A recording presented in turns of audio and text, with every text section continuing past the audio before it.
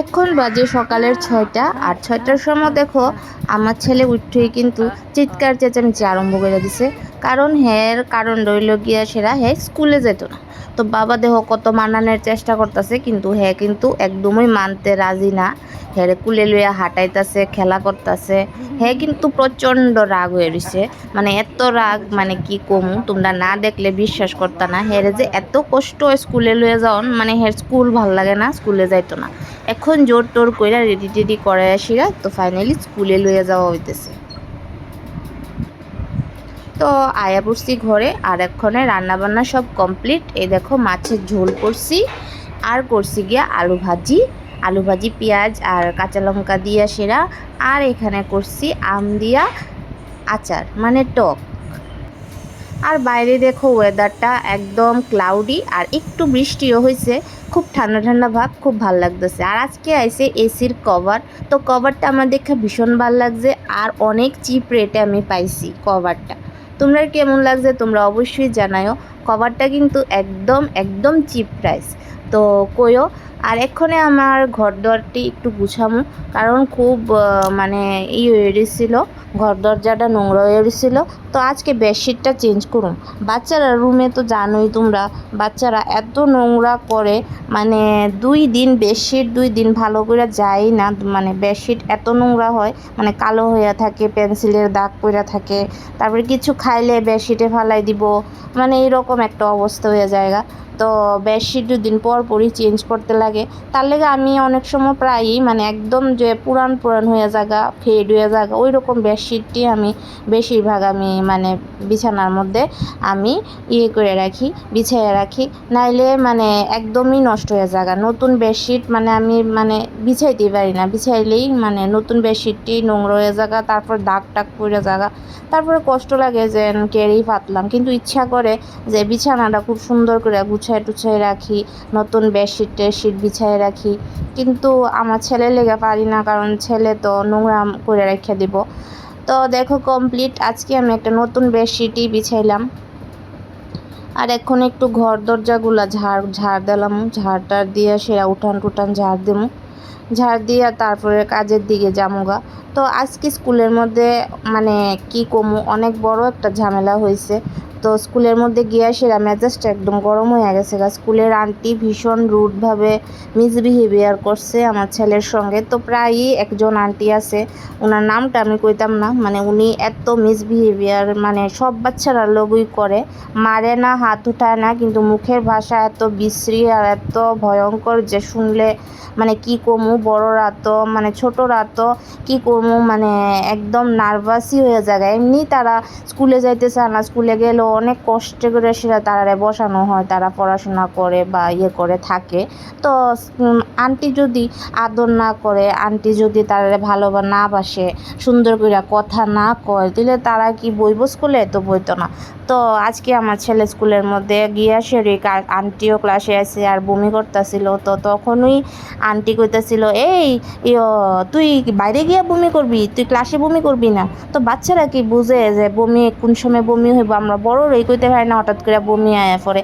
আর সে তো একটা বাচ্চা, কিন্তু আন্টি কিন্তু এইভাবে কইছে। তারপরে বাথরুম থেকে আয়া সেরা ক্লাসে যাইতেছে, যখন দেখা শরীর আন্টি আবার কইতেছে, এই তুই আইসস, তুই কিতা করবি, তুই বমি করবি, তোর মারে ডাক দালুইয়া, তুই বাজ্যিজ্ঞা। এইরকমভাবে ব্যবহারটা করছে, মানে এত বাজে লাগছে।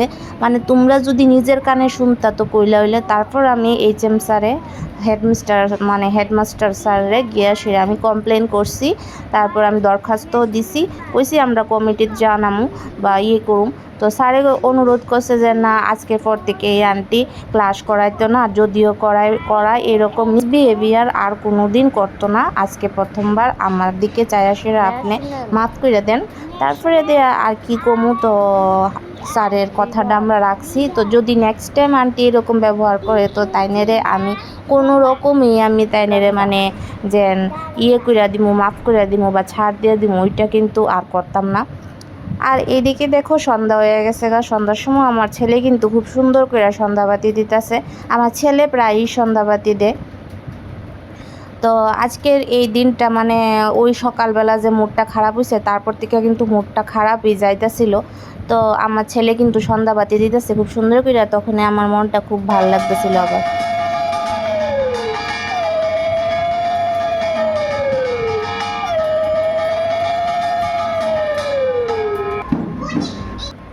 এরকম একটা বাচ্চার উপরে আন্টি কিভাবে এরকম মিসবিহেভিয়ার করতে পারে, মানে আমি নিজে বুঝতে পারি না, তাই না একদম মনে হয়েছে যে সাইকোই হইব। সাইকো না হইলে কোনো মতেই একটা এত ছোট্ট বাচ্চার উপরে আর মানে এইভাবে ব্যবহার করতে পারে না। তো তাই এটা সাবধান, তো তাই নিজেই হয়ে গেছে। আশা করি আর কোনো দিন এরকম করতো না আন্টি, করলেও আমি মানে করা একটা স্টেপ নিই। তো আইফোর্সে দেখো টিচার সন্ধ্যার পরে, তো আইফোর্সের টিচার তো আমার ছেলের সঙ্গে আরেকটা বাচ্চাও পড়ে, তো পাশের বাড়িরই পিঙ্কি আমার বান্ধবী। আর বাবা নিয়ে এসে টিফিন, বিকেলে কইসলাম পুরি সবজি খামো, আর বাবা বলে খাইব পাকা আমের চাটনি মানে ভর্তা। তো ভর্তা তো করতাম না, একটু কাঁচা লঙ্কা চিরা দিয়া সেরা, একটু নুন ছিটে সেরা, তো একটু মাখা কইরা সেরা বাবারে দিমু। আমি আম এমনিই খাই, পাকা আম আমরা তো এমনিতেই খাই, কাঁচা লঙ্কাটা দিলে মানে অবশ্য খুব ভালো লাগে। তো বাবার এত ইচ্ছে হইতেছে যে কি কমু। আর এদিকে দেখো আমি আমটা কিন্তু কাটটা নিতেছি, আর এইভাবে চুকলা ছুলাইতে কিন্তু ভাল লাগে ঘুরাইয়া ঘুরাইয়া।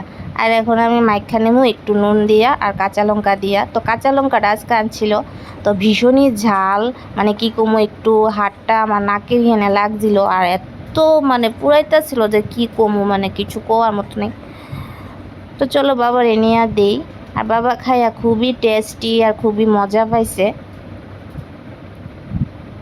তো বাইরে গেছি একটু ঘোরাঘুরি করতাম ছেলেরে নিয়ে পড়াশোনার পরে। সঙ্গীতার আবার যেতেছি, চলো। তো যাইতেছি আমার বান্ধবী সঙ্গীতার বাড়ি। তো সঙ্গীতারে তো তোমরা চিনোই, সঙ্গীতা ব্লগার। তো সঙ্গীতার বাড়িতে আমরা পাশাপাশি বাড়ি, পাশাপাশি বলতে মানে 1 কিলোমিটার মানে আশপাশ আর কি। তো চলো যাই গিয়া দেখি সঙ্গীতা কি করতেছে। তো এখন বাজতেছে হইল গিয়ে 8টা, প্রায় 8টা। তো আমি ভাবলাম যে 1 ঘন্টা ওর সাথে একটু গল্প টল্প আড্ডা টাড্ডা করে সেটা একটু মানে আই বাড়ির, তো মাইন্ড আর একটু ফ্রেশ হয়ে যাবো গা। আমার ছেলে কিন্তু তারে ভীষণ ভালো পায়, দূরে দূরে কিন্তু তার বাড়ির জায়গা, তার বাড়ির নাম শুনলেই পাগল হয়ে জায়গা তার বাড়ির যাইতো গা। তো আয়া দেখি তারা চা টিফিন করতেছে বয়সেরা। আমি চাটা খাইয়াই পড়ছিলাম, এর লেগে আমি আর খাইছি না, তাই কিন্তু আমার জিজ্ঞেস করছিল, কিন্তু আমি খাইছি না। আর তার মায়া দেখো দাঁড়িয়ে দাঁড়িয়ে মুড়ি খাইতেছে। আর আমার ছেলে দেখো দুষ্টামি করতেছে, আর দোকান থেকে কি জানি আনছে কিনা বেশ, আর কিটা জানি আনছি দেখাইতেছে। তো আয় করছি আমি আমার বান্ধবীর বাড়ির থেকে ঘুরে টুরে রাত্রেবেলা, খাওয়া দাওয়াও শেষ। এখন আমার ছেলের ইচ্ছে হয়েছে, রাত্রেবেলা 11টা বাজে, এখন ড্রয়িং করার ইচ্ছা হয়েছে। তো দেখো আমার ছেলে কিন্তু খুব সুন্দর করে ড্রয়িং করতেছে। দেখো ড্রয়িং কিন্তু হেরে শিখাইছি না, হ্যাঁ নিজে নিজে যতটুকু পারে। 1 মাস আমি টিউশন দিছিলাম, কিন্তু মানে ও দেখছি টিউশন দেওয়ার পর ওর মানে ড্রয়িং টিকা মুডটা একদমই সরে গেছিল গা। তারপরে আমি আবার ছাইড়া দিছি, কিন্তু ও কিন্তু নিজে নিজে এরকম ঠাকুর, অনেকগুলো ফ্রুট, বেশিরভাগ ঠাকুরের ছবি বেশিরভাগ সে ড্রয়িং করে, আর খুব সুন্দর ড্রয়িং করতে পারে। কিন্তু তোমরা জানায়ও যে আমার ছেলের ড্রয়িংটা তোমার কাছে কেমন লাগছে। আর একটা স্ট্রবেরিও ড্রয়িং করছে ও, আরও অনেক কিছু সে ড্রয়িং করে, নিজে নিজে যাই পারে তাই করে। তো আমার এই ব্লগটা তোমরা আজকে কেমন লাগছে তোমরা অবশ্যই আমাদের জানায়ও। তো পরবর্তীতে দেখা হইব আমার আরেকটা নেক্সট ব্লগ নিয়ে আসিরা। টাটা, সবাই ভালো থাকো।